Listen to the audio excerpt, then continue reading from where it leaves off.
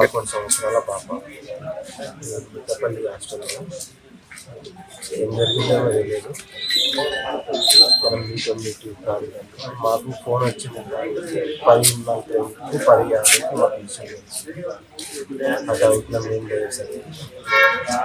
మా సంబంధికులు కలిసి ప్రాణాలతో అది హాస్టల్లో ఏం జరిగింది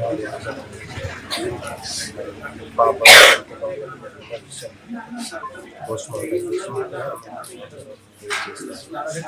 తర్వాత రిపోర్ట్ నెక్స్ట్. సార్ నా పేరు లత. నేను కేజీబీ సిద్దిపేట అర్బన్లో తెలుగు సిఆర్టీగా పనిచేస్తున్నాను సార్.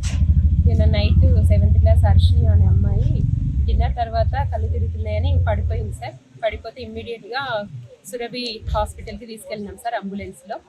అక్కడ వాళ్ళు ట్రీట్మెంట్ చేసి పాప చనిపోయిందని నిర్ధారించారు సార్.